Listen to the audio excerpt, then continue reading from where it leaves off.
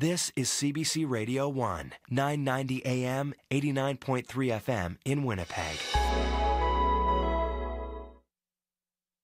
Hi, I'm Matea Roach, and I have a new show on CBC. It's called Bookends. Every week, authors from Canada and around the world will join me to discuss their latest books. We'll have best-selling authors and rising stars. Our conversations will be smart and surprising, because when the book ends, the conversation begins. Bookends with Matea Roach, Sunday afternoon at 1:30 in Newfoundland, 3 Pacific, and on demand on CBC Listen, or wherever you get your podcasts. You know the feeling of finding a really good podcast? Or the feeling of someone always being there, like your favorite radio show?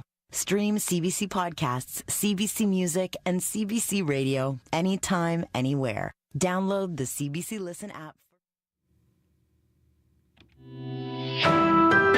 This is CBC News. Good afternoon, I'm Rosanna Hempel. At 12 o'clock, it's 18 in Winnipeg.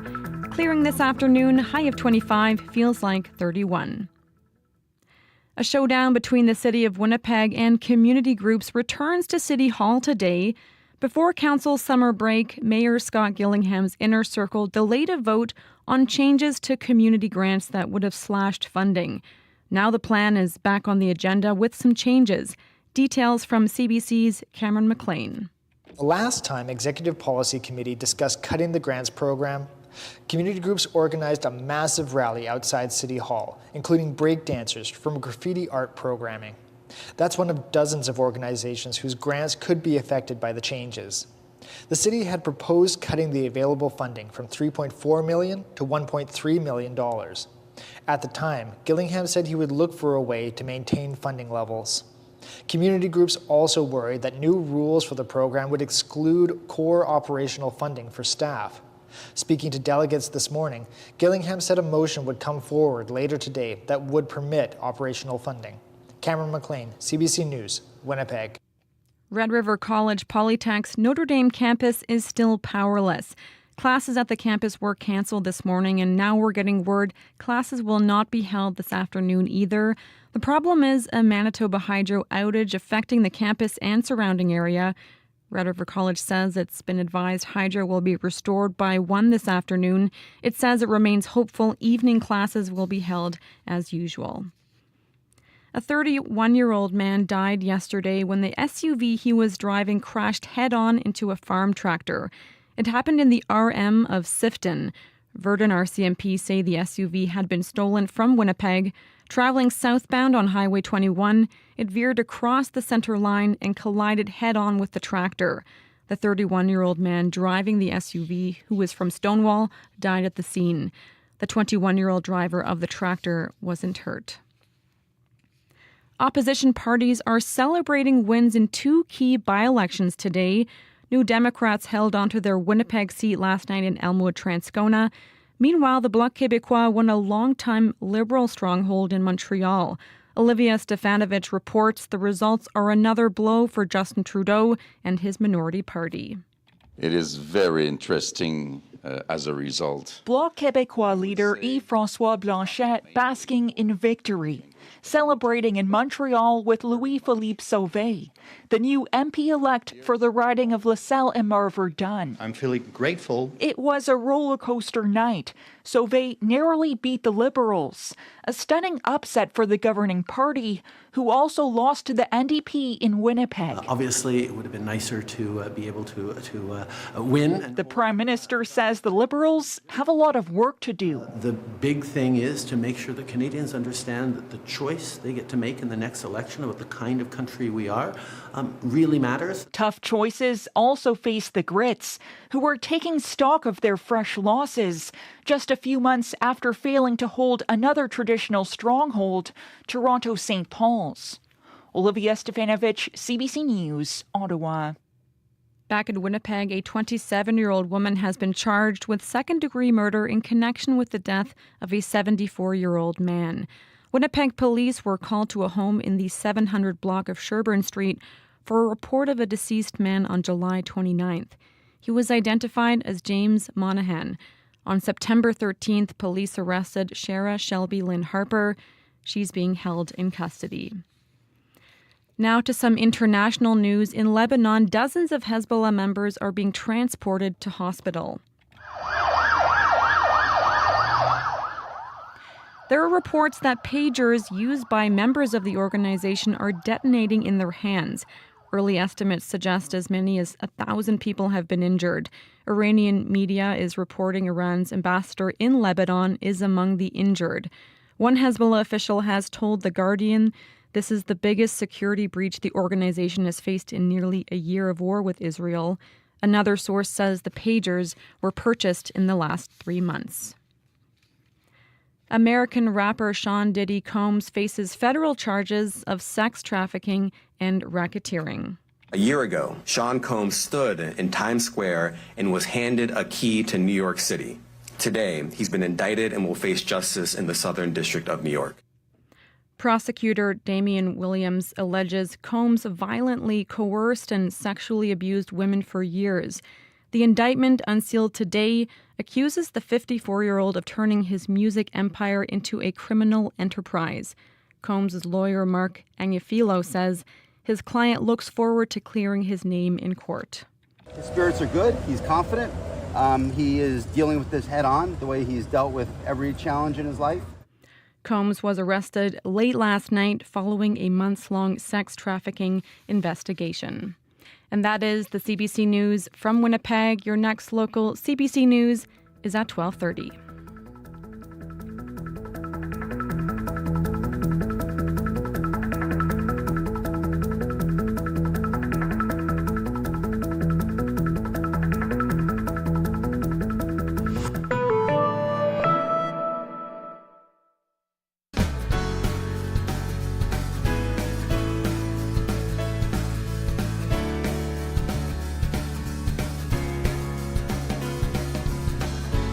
Good afternoon, Manitoba. You're listening to Radio Noon on CBC Radio 1. I'm Emily Brass, your host this week. Here's what's coming up on today's show. Some call it the automobile city. Others see it as an urban hub for the agricultural industry. But the city of Steinbach is also gaining a reputation as a place for the arts. We'll speak with the Steinbach Arts Council about its growing popularity.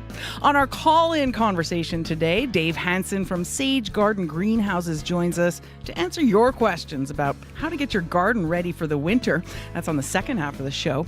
But first, calls from the Southern Chiefs organization for the soon-to-be named Winnipeg Police Chief to commit to culture change and reconciliation. We'll have that conversation with SCO Grand Chief Jerry Daniels.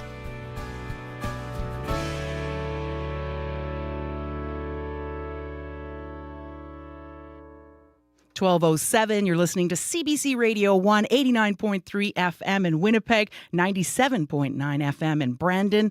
I'm Emily Brass. Well, Winnipeg will soon name a new police chief, and many in the community have weighed in on what the new chief should tackle first on day one. Issues on the top of the list include public safety and diversity training for officers. Now, the Southern Chiefs organization is also calling for culture change and reconciliation. The SCO represents more than 30 First Nations in southern Manitoba. Jerry Daniels is the SCO's Grand Chief. Hello. Hello. So you say a culture change is needed and that the new police chief must have lived experience. Tell us more about that. Well, we need to have a close relationship with the community. I think that policing needs to be done a little differently. And that's really what our message is to those who are contemplating who the next police chief will be. And differently how? Like, how do you envision it being better moving forward? Taking sort of a more broader approach in how you approach every situation is different, right? We need to create a culture of where we're trying to understand sort of the situation that we're getting into and having a good understanding of what the situation is and who the people are. And that's I think we need to have more emphasis on that. How do you think Winnipeg Police might achieve that culture change? Well, I think that if you have the right leader there, the language and sort of the relationships within the institution of policing starts to shift.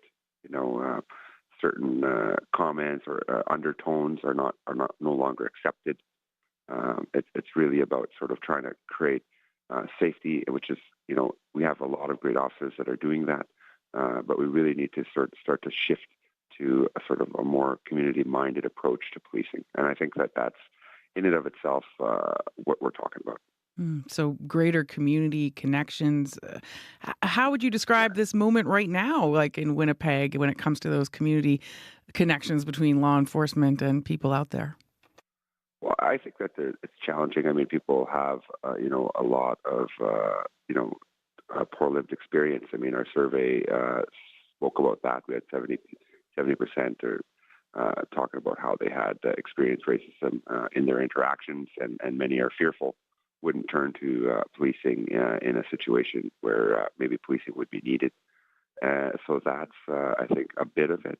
We have some good people who are serving as well, but we need to also think about sort of the mental health of our workers. I mean, many of the people who are on the front lines of policing are dealing with very volatile situations, some of them very dangerous, and it impacts you as an individual. It's not like you can just shift from a very volatile, violent situation to maybe a situation that doesn't really necessarily need you to be aggressive, needs you to be more sort of thinking about, okay, maybe this is something, maybe it's a mental health issue that we need to deal with this individual in another way rather than, just throwing cuffs on them and putting them on the ground. So there's ways to deal with the situations, I think, a little differently. That takes a certain level of understanding and community connection. I think that's a big part of it, and that's what I want to see the culture of policing shift towards, and maybe we'll see a better sort of relationship established. Mm-hmm. So, of course, that's, you're talking about some of the values you would like a new police chief to pass on to the officers. Are there other qualities you think would be important in a new chief? Yeah, I mean, they have to represent all of that, right? So if they can have that experience and sort of the things that they've done in their own lives, I think that really helps, and other officers will aspire to that. Like this is the example that we want to set for not only officers that exist now, but those who are thinking about joining the force. They want to look to the police chief as someone that they admire. This is something that they want to aspire to be, and so it's very important that the leadership there represents that. And is there a risk? Like, is there something you might be worried about happening if these calls for culture change don't happen? I mean, the problem with that sort of scenario is that we have to continue to wait to see, I think, much needed change. And we see examples time and time again of where Indigenous peoples, in this instance, are just, always on the wrong side of this. Like, I mean, we don't, the stats in themselves speak to it. And it's a much broader societal issue. I know that.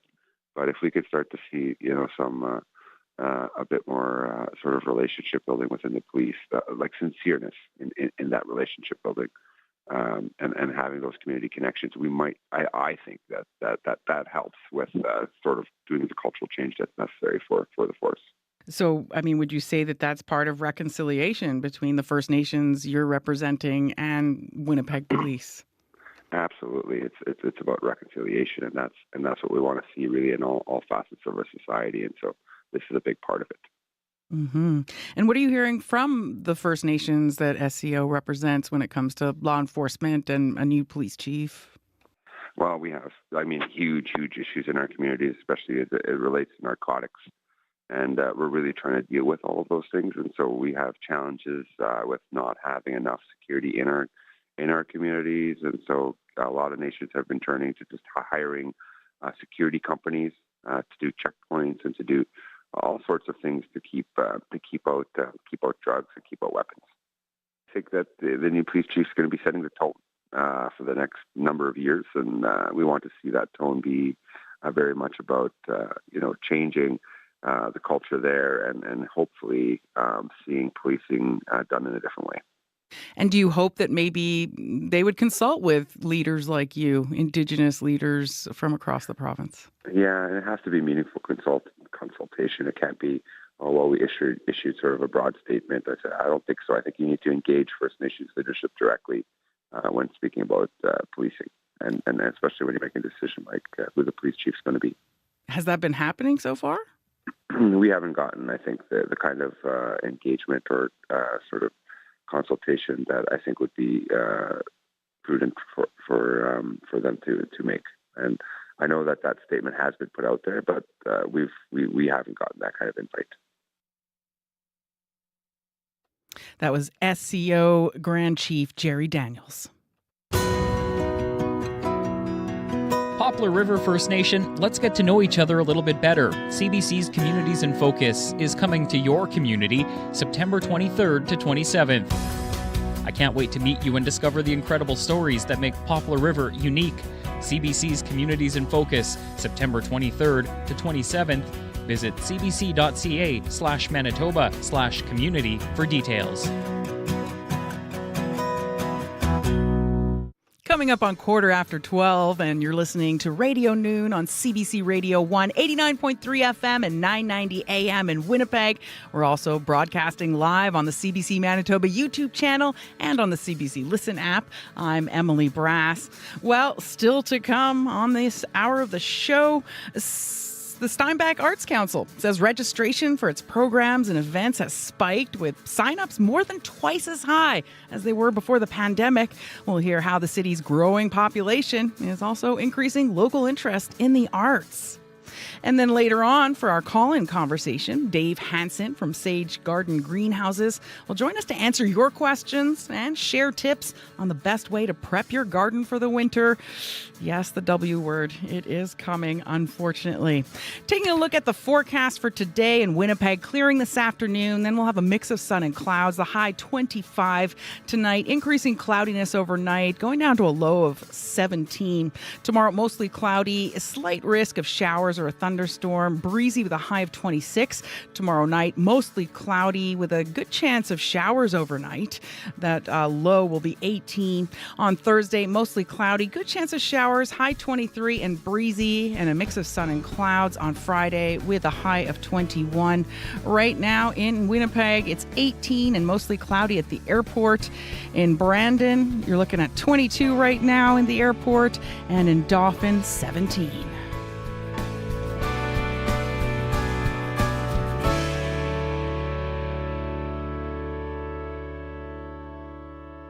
Well, it's known for agriculture and automobiles, but some say Manitoba's third largest city is also getting a reputation as a regional hub for the arts. The city is growing, and so is interest in arts classes and live performances. Joining us now is David Clausen, Executive Director of the Steinbach Arts Council. Hi, David. Hello.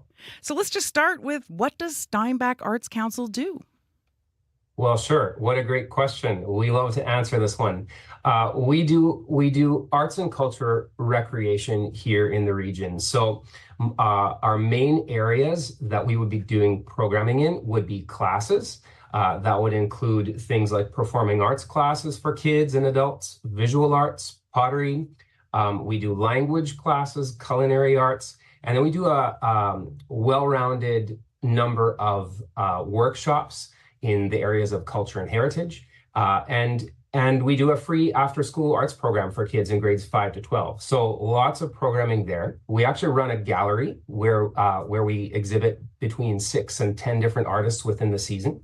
And we do a number of concert series. And of course, we do fundraising to make all of these things happen for our community.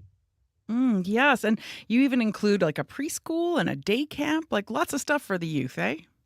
Yeah, we try to give as many opportunities for kids and youth as we possibly can. We do run a program for preschoolers, so we have approximately 60 kids in the ages of 3 to 5 that come and use our center and take advantage of our programming every single day of the week. And then we do summer arts day camps, and we do spring break camps as well. So we're offering a little something for everyone. And of course, we touched on children and teens, and we're interested in hearing about them, but also who else takes part in the programs and events?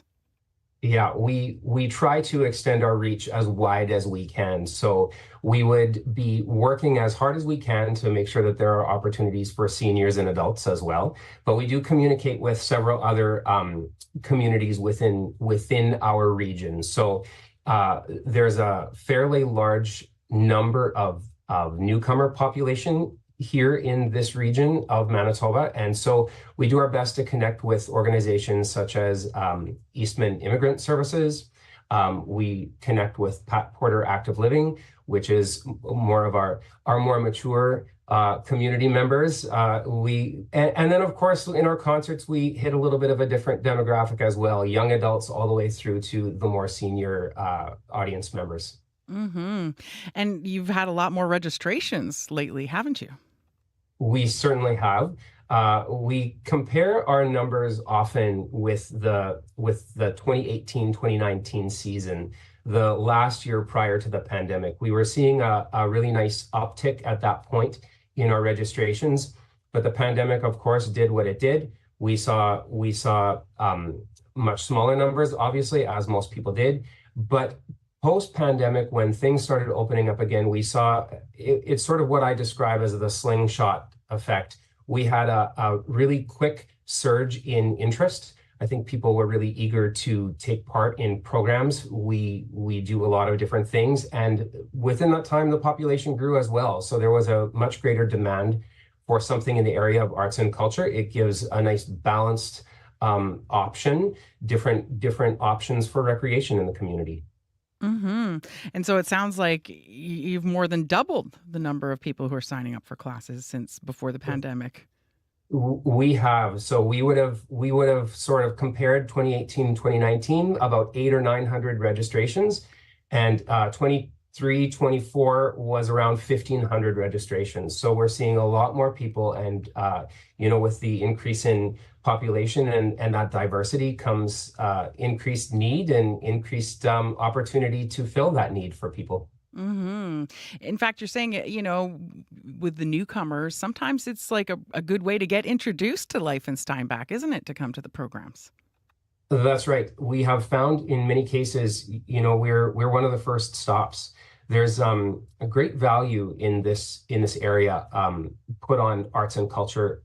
Arts and cultural learning, and I think what we're really trying to do here at the Steinbach Arts Council is to make sure that people know that we are interested in learning about other cultures. We're interested in learning about each other as we share the community with different communities and populations and different cultures. And so we're just eager to connect with others and to make sure that this is one of their first stops when they move here.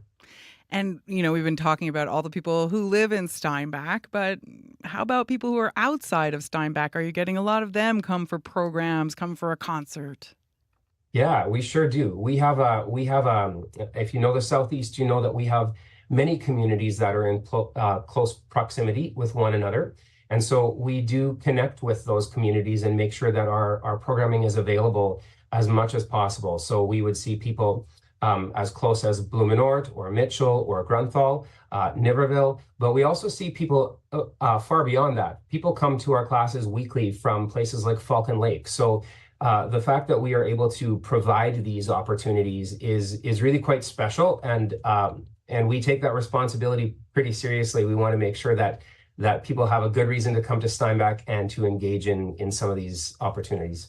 So how does it feel to see, interest in your programs just spike like that since the pandemic, seeing that so many people are interested in what you guys are doing?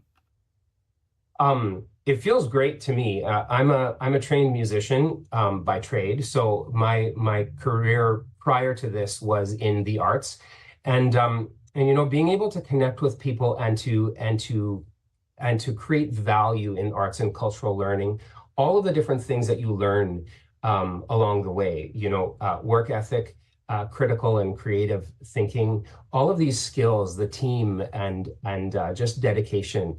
It feels amazing to know that people are coming to us and looking for that level of learning all the time. All the while, we're still offering opportunities to build those skills and to say you can start at a very beginner level in pottery, but we can take you through to quite an advanced level and make that part of your everyday life. It feels pretty great. Mm-hmm. And so what kind of things are on the lineup for the upcoming season, Dave? So our concert season, so this is our 45th anniversary season this year. Our concert season is going to start off with the Winnipeg Jazz Orchestra. We feature artists that tour with Prairie Debut.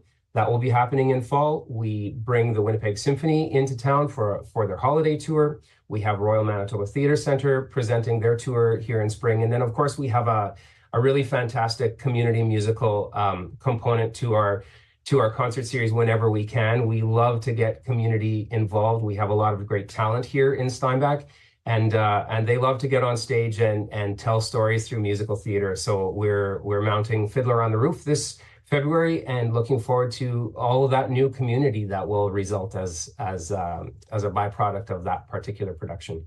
And you're celebrating an anniversary this year? It's 45th anniversary for us. We've been here. The first thing that we did was put on a concert series in our very early years. And in the mid-1990s, we began developing our recreational programming. So we think we're thriving, and the community is benefiting from what it is we're offering. Well, congratulations on 45 years, and thanks for joining us today, David. Thank you so much for your interest. David Klassen is the executive director of the Steinbach Arts Council. So one of the groups that'll be taking the stage this fall in Steinbach is the Orontes Guitar Ensemble. The Syrian-Canadian trio will bring their Stories of Refuge performance to the Grace Mennonite Church on Friday, November 1st. Here they are with Fandango by Luigi Boccherini.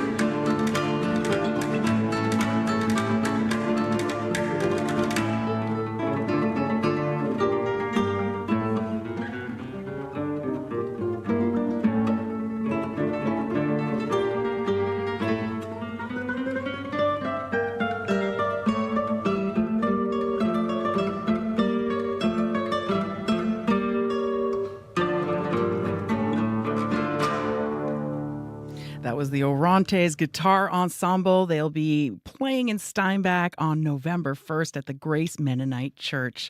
Well, coming up on our call-in conversation today, Dave Hansen joins us to answer your questions about getting your garden ready for the winter. The numbers to call, 204-780-0893, I believe that is. And you can also text us at 204-588-7355. The news is next. This is CBC News.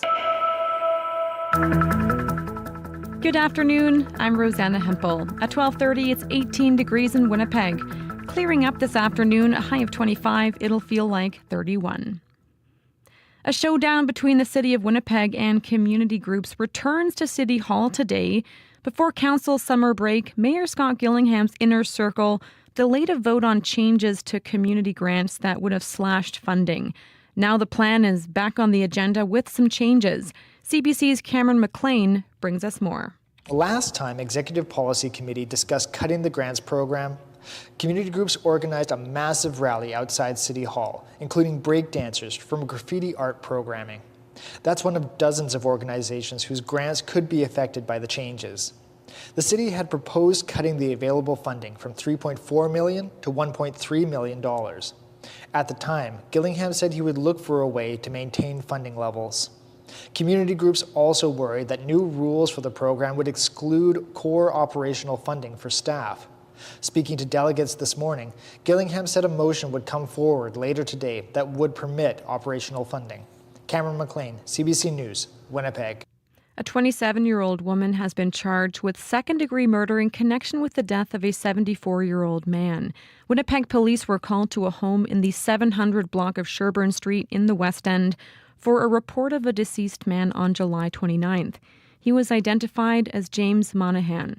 On Friday, police arrested Shara Shelby Lynn Harper. She remains in custody. Now to some international news. Music and fashion mogul Sean Diddy Combs appeared in a New York court this morning after being arrested last night by U.S. Homeland Security agents.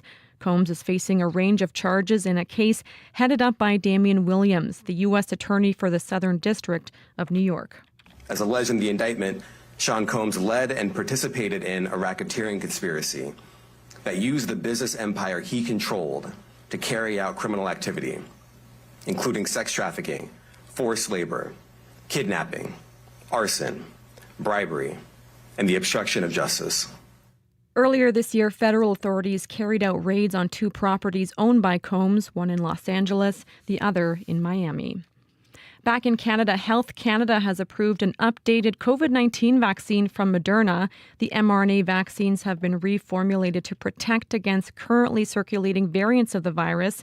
The agency is still reviewing two other updated offerings from Pfizer and Novavax. That is the CBC News from Winnipeg. Your next local CBC News is at 1:30. Thanks, Rosanna. You're welcome. That's Rosanna Hempel joining us from the CBC Manitoba newsroom. 12:33 right now. Welcome back to Radio Noon on CBC Radio 1, 89.3 FM and 990 AM in Winnipeg, 90.9 FM in Flin Flon, 100.9 FM in Thompson. Well, our weather specialist, Riley Lachuk, joins us now. Riley, it's wetter than we're used to, isn't it? We certainly have been spoiled with a long, dry stretch of weather in southern Manitoba, Emily. Yeah, some pretty impressive rainfall totals from yesterday, which is where I'm going to start today. This is from midnight Monday to midnight Tuesday, so 24 hours through Monday. The Morris area between 89 and 92 millimeters of rain yesterday. Whoa. That is a pretty crazy amount of rain, pretty close to what you would normally get in an entire month. Yeah. In just one day, many of that falling in thunderstorms yesterday. Winkler, 87 millimeters, Steinbach, 85 millimeters, Fort Francis, 70. In Winnipeg yesterday, 10 to 15 millimeters of rain.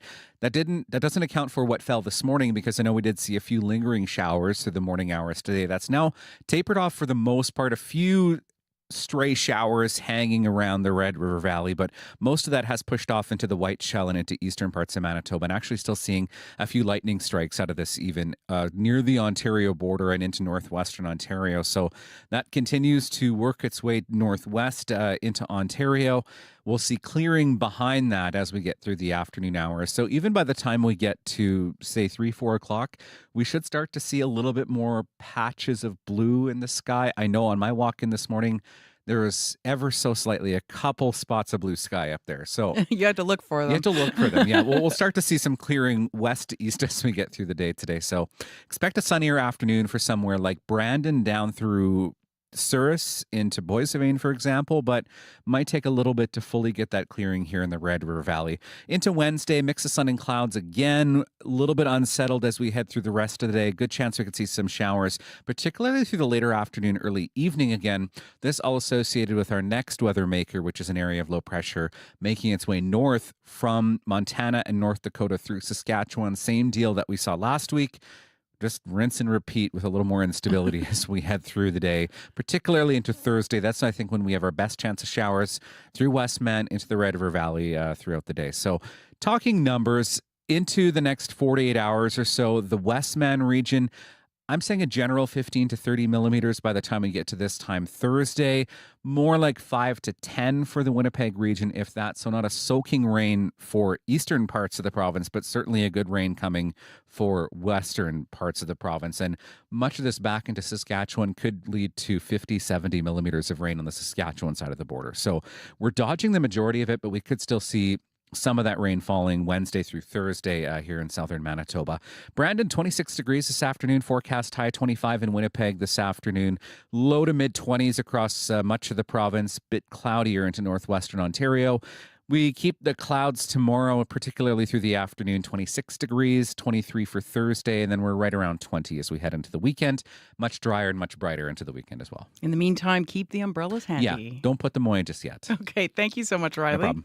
That's CBC's Riley Laychuk. He's our weather specialist. He'll also be back later to update the forecast on Up to Speed and on the CBC News at 6 on television. 12:36 right now. You're listening to Radio Noon on CBC Radio 1, 89.3 FM in Winnipeg, 12:30 a.m. in Churchill, and 94.5 FM in The Paw. I'm Emily Brast, your host this week on Radio Noon. Well, it's mid-September, time to prep your garden for the winter. We have Dave Hansen, co-owner of Sage Garden Greenhouses, joining us by Zoom to answer your questions. What kind of questions do you have? Maybe about cuttings you'd like to bring indoors for the winter, or maybe you're wondering if you should rake your leaves or just leave them alone. Give us a call. The number's 204-780-0893. And you can also text us if that's better. 204-588-7355 is the number to text. And again, the number to call, 204-780-0893. Hey, Dave, how are you prepping your garden for the winter? Well, hey, Emily. Yeah, it's great to be here. And it is such an important topic because there's a lot of confusion around these things. You know, I've been kind of savoring the incredible fall we've been having so far, but last couple of days, definitely the leaves are falling down. We're starting to really experience that fall vibe. And one of the main things I've been actually out doing in my garden is collecting seeds, which is a huge opportunity of the fall garden. And you also mentioned the idea of taking cuttings. So I've been doing some propagation from plants in my garden. So that's been my kind of like fun activity. I haven't gotten around to too many chores yet, but I've just been trying to like get the fun stuff happening. I don't blame you. Let's do the fun stuff first. Maybe it helps give you that energy to do the less fun stuff. What are the other things, the more chore-like things you've got to take care of? Yeah, you know, it's sort of like you wouldn't think this would be a controversial topic, but in many ways there's this huge divide. Like, so on the one hand, there's those gardeners who are incredibly diligent and fastidious and like get everything incredibly tidied up. And then there's those who like sort of procrastinate. I fall into the procrastination side.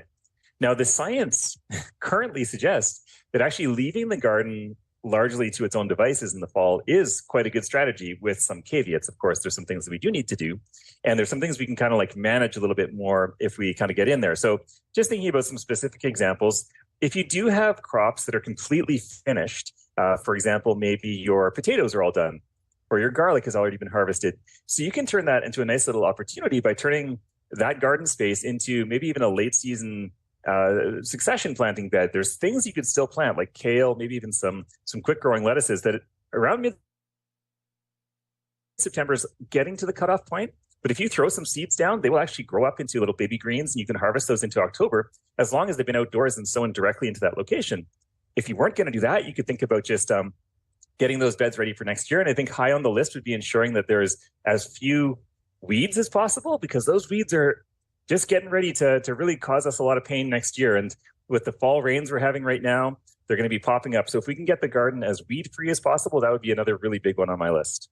Good advice. And I love the idea of having some baby greens in the fall. I might have to do that myself. Dave, we've already got some calls coming in. Let's hear from Deborah, who's got a question about raspberries. Hi, Deborah. Find out about cutting back my raspberries. How do I do that? Sure. Yeah. So raspberries are definitely one of those crops that could be a plant to cut back in the fall.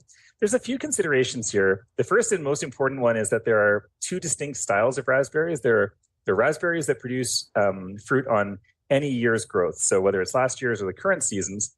And then there are raspberries that only produce on the previous year's canes. So they have to have some old growth in the following season to be able to actually produce fruits.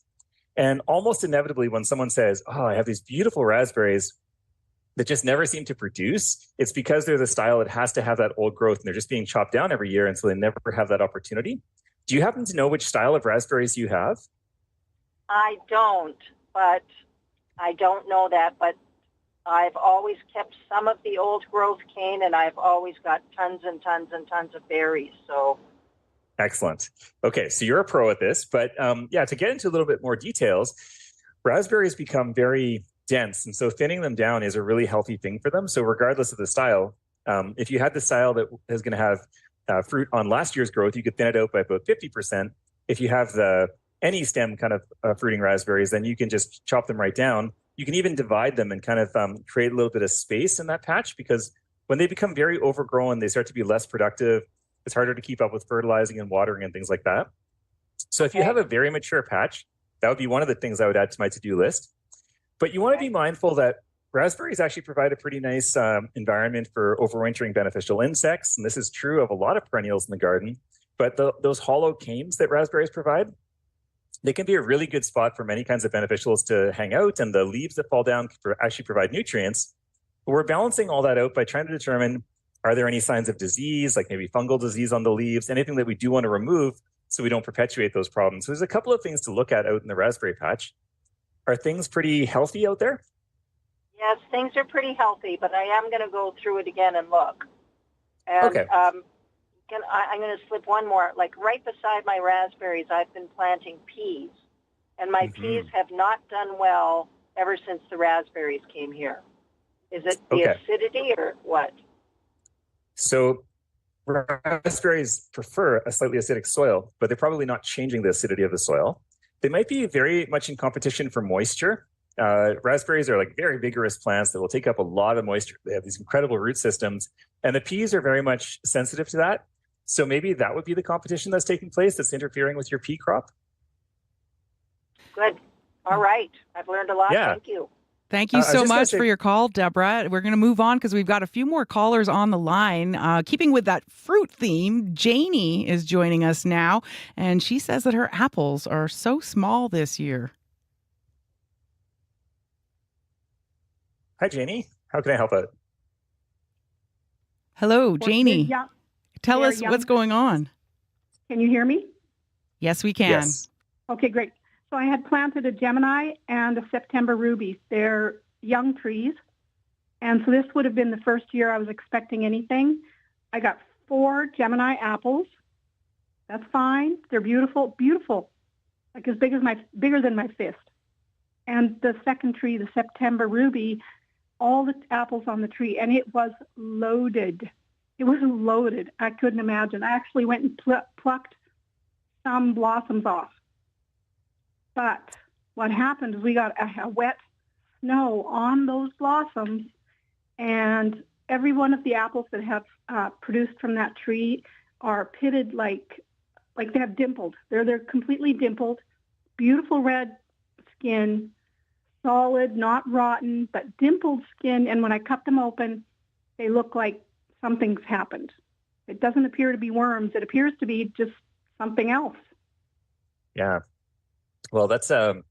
So there's a couple of thoughts that first jumped out at me. So when you were describing the situation, and they're kind of newer trees that just come into their ability to fruit in a genuine way, typically it's 3 to 5 years from planting, even if you're starting with a 6 or 7 foot tall tree. It's going to take 3 to 5 years to really get into the productive zone. But so that makes a little bit more sense for the Gemini. But for the September Ruby, which you said was really producing a lot of fruits, it sounds a lot more like an environmental thing that happened in terms of the spring. And you were saying that that wet snow came just at an awkward time when there had already been pollination and young apples already starting to form. And these apples might have been affected by that. One of the tricky things about fruits on the prairies for sure is that kind of phase in later May when the blossoms have come out. We can have so many different types of weather, everything from literally like summery conditions, like thinking back to 2023, and it was like August or July in May. And then some years we've had snow like May long weekend and even later. So it's a real range of things that can happen. And I think it's a very sensitive time for a lot of fruits. And so a lot of people are on pins and needles, sort of looking at all those blossoms and seeing the pollination happen. The bees are out because the weather's good. And then something intervenes and it really interrupts the rest of the crop. But that dimpling, that does sound a little bit different. Otherwise, the tree looks healthy. Like there's no signs of disease on the leaves. And you said there's no insects obvious on the insides. No. Okay. Well, what I would suggest is because there was a really strong crop this year, like you had a lot of fruits, you even had to remove some of those flowers or the young apples, which is a really smart idea to get the maximum amount of stuff.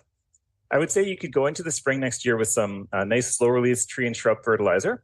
Doesn't have to be specific for apples, just a nice an organic slow release fertilizer at the base of the tree, applied like in middle May, and then maybe again at the end of June, and then maybe one more time in midsummer. This tree is going to need some good nutrients. It would have put a lot of resources into all these apples this year.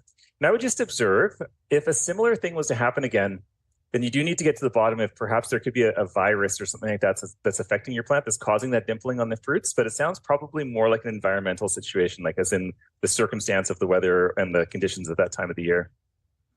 Okay. I probably got 2 10-gallon buckets of apples, and I sorted them 3 sizes, and, I've been using them. But in the spring, again, when I'm pinching blossoms, that's a good idea. What would you recommend is like a safe for the tree number of blossoms? Because there were some that were like 6, and I was pinching back to 4, but still, that's a lot of apples for a young tree, right? It is, or yeah. To support itself? Yeah, I mean, in terms of like how many potential blossoms to remove, like often you hear about a third of the blossoms could be removed. It will depend a little bit on the size and the structure of the tree, and different apples will have different ultimate weights and sizes, but you could easily remove about a third of them, and it sounds like you did about that, which is great. And then keeping up with that fertilizing. And the last thing to be aware of is sometimes when there's a bumper crop with apples, the following year it's a lot less productive. So just if that was to happen, it wouldn't be a huge surprise, but younger trees tend to have more of these types of bumper crops, especially if you can keep up with the fertilizing. If it's a drier year, make sure you're watering in the early part of the year as well. Sounds like a nice tree, Janie. Thank you for giving us a call today. Though you can give us a call if you have questions for Dave Hansen about gardening. The number to call, 204-780-0893. You can also send us a text. The number for that is 204-588-7355. Well, we've got Sandra on the line. Hi, Sandra. Where are you calling from? And ask us your question. Hi, calling from Winnipeg. Hi, Dave. I love all the information that you provide, so thank you for that. Thank you, Sandra. I have a 8x3 raised garden bed that I've only ever used for vegetables. This year I planted carrots and parsnips. And lo and behold, when I harvested them just last week, they're all infected with root knot nematodes. So again, I guess I have a couple of questions. Where did those come from? And will they die over the winter? And if not, how do I get rid of them? Yeah, so very important questions. Of course, it's very challenging to put all the effort into the garden and then realize something has gone wrong and your crop is not going to be what you expected. And I think the first most important thing here will be to practice some crop rotation. This is probably the term that listeners have heard. And the idea is that you move your crops to different locations in the garden so that there's not the opportunity for particular pests to build up in any kind of significant numbers. And it can be a little bit hard to do because often we can go years planting the same thing. I know I often planted my potatoes in the same space, or it's hard to find room for tomatoes, or most vegetables like that sunny location. And if you have limitations around how much sun you have, you kind of find yourself coming back to the same spots. But particularly when you know there's been an issue of some kind, and these nematodes will certainly be back next year if you were not to practice this rotation, but they don't affect all types of crops. So you could plant something completely different, like for example, not a root crop. You could plant maybe like your tomatoes, or you could plant cucumbers or something like that. And you shouldn't run into any challenges at all because it will be a non-issue. And then it sort of interrupts the cycle for the particular pest in question. Depending on what the problem is, the amount of years you have to go between planting the same crop in that particular location depends. So sometimes, for example, you hear with tomatoes going 3-year rotations, or potatoes if you have potato beetles. So it is a bit of a task, but that would be the number one thing that I would do. Mm-hmm. Is that an option for you? Well, it is just a small raised garden, and I usually just try to do root vegetables that I can store for the winter. But I mean, I certainly can try something else. So where did these little guys come from this year when I haven't had them before? So most of the pests that occur in our gardens outdoors occur naturally in our area.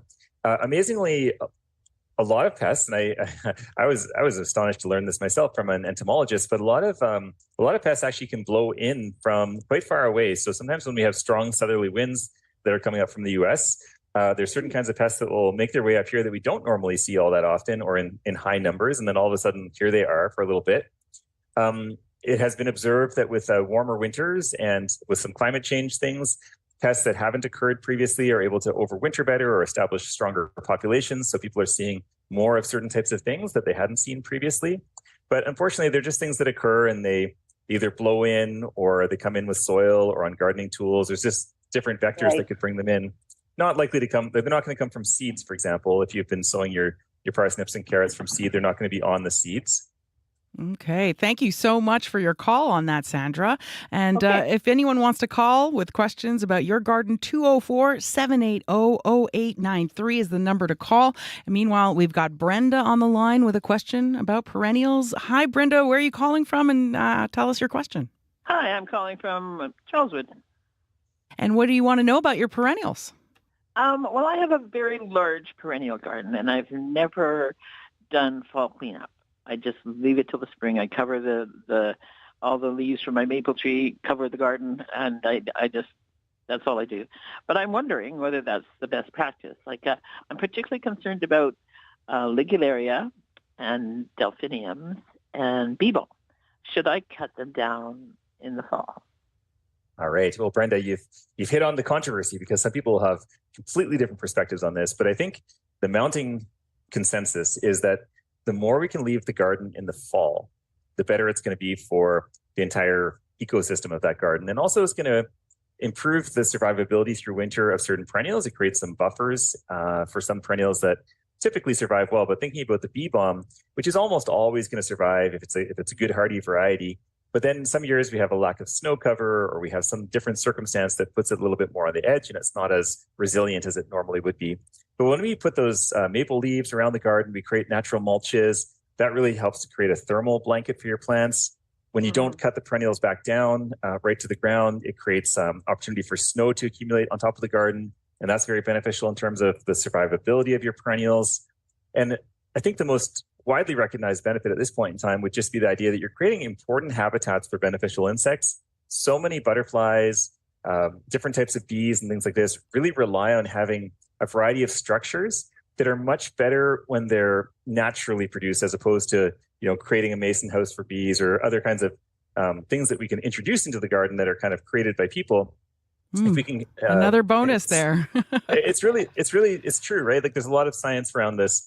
And we're going to move on to some more callers, because we've got several still waiting on the line. We want to make sure everyone gets at least one question in. So thanks, Brenda, for that. Up next, we have Anessa on the line with a question about Kentucky bluegrass. Hi, Anessa. Tell us where you're calling from and what's your question. Hi, I'm calling from near St. Genevieve, and it's actually about big blue stem. I started this summer, Dave, and I can't plant it into the site that I'm going to until the spring for various reasons, and I'm just wondering what I should do with them. Should I plant them somewhere temporarily and then I can transplant them in the spring, or what's the best thing to do? Yeah, well, hey, Anessa, great to talk to you, and thanks for bringing this question to the table, because I bet other people have perennials or trees and shrubs that they have got available to them, but they haven't got the right spot just yet to put them into the ground in their permanent location. And so for wintering those, the best thing would be, in fact, if you could plant them somewhere alternate for now and then transplant them later on when you have your new space all settled.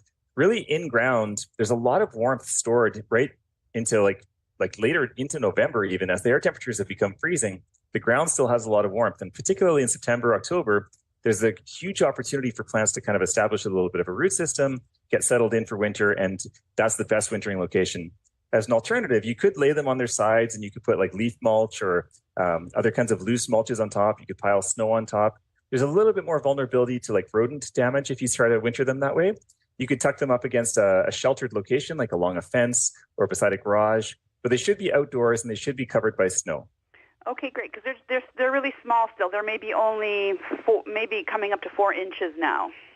So you could like tuck them into little boxes outside, and you could like just make sure there's lots of snow cover, pile some leaves on them before the snow comes, pile leaves around them as well. I think that would be an excellent idea, and then might be a little bit easier than transplanting them out of the garden later on. So yeah, maybe keep them in their containers, but really cover them up nicely. A little blanket for the winter. Thank you so much for that call.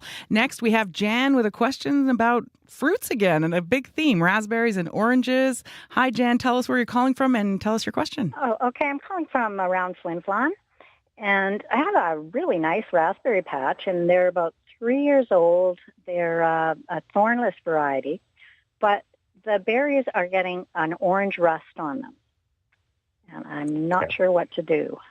I'd had it before, and I dug the whole patch out and, changed the area, got fresh canes, and it's back again. Yeah. Okay, so that is a situation where a little bit more fall tidy up is really important. So when you have fungal diseases, rust would be an example of a fungal disease. You really want to do very good plant hygiene around the base of your plants in the fall. Really tidy up as much of any fallen leaf material as you can to ensure that you're not creating much opportunity for spores to overwinter. And when it comes to fungal diseases, intervening as soon as you can in the early growing season, like before there's any signs of the fungal disease actively on the leaves. And there's a variety of different safe-to-use domestic fungicides you can pick up at a garden center. Explain it's for your raspberries. Might be a product called Bordeaux, B-O-R-D-O. It's a copper-based fungicide, but applying them early in the season really helps to ensure that the fungus doesn't return in full force. You have to get there before it shows up, obviously, with symptoms on your leaves. Thank you so much for that call, Jan. I'm sorry we're going to have to cut it off there because we're running out of time, but we appreciate hearing from Flin Flon and hope it all goes well for you. Well, that was Dave Hansen. Dave, thanks so much. You're a wealth of knowledge and you help so many gardeners. We appreciate your time today on Radio Noon. It was a lot of fun. I'm sorry that there's not more time, but thanks to everyone who called today. Okay, we'll have to give you your own show someday. That was Look forward to it. Dave Hansen, co-owner of Sage Garden Greenhouses, and you can check out his podcast, The Grow Guide, on thegrowguidepodcast.com. And joining me now in studio is our host from Up to Speed, Faith Fundal. What's coming up on the show today? Hello, Emily. Hi. So tonight we are expecting the harvest moon. But it's not just a full moon, it's a supermoon, and we may even see a partial eclipse. Ooh. So we're going to hear from Scott Young from the Manitoba Museum's planetarium about how to see it, what to expect, why it has these fancy words like a harvest, supermoon, yes, all of those things. I always wonder why we call it those sorts of things. So, do you go out and check the stars and the moon? When I remember. Right? I know, it gets a little late. You get a and little sometimes tired. the weather can also be challenging, right? Yeah. So it'll all depend, but I know a lot of folks are talking about it. So we're going to talk about it on the show as well. Okay, sounds great. Thanks so much. Thank you. That's Faith Fundal, host of Up to Speed here on CBC Radio 1. And that show is from 3 to 6 p.m. Tune in then. Well, thanks to everyone who called. Thanks to all of our guests and everyone who helped us put together the show. Our technician, Dylan Longhurst, director, Wendy Parker, and managing and producing the YouTube live stream today is Kevin Nipatebo. I'm Emily Brass. I'll be with you all week and next week. You're listening to CBC Radio 1, and up next is Unreserved. Have a great afternoon.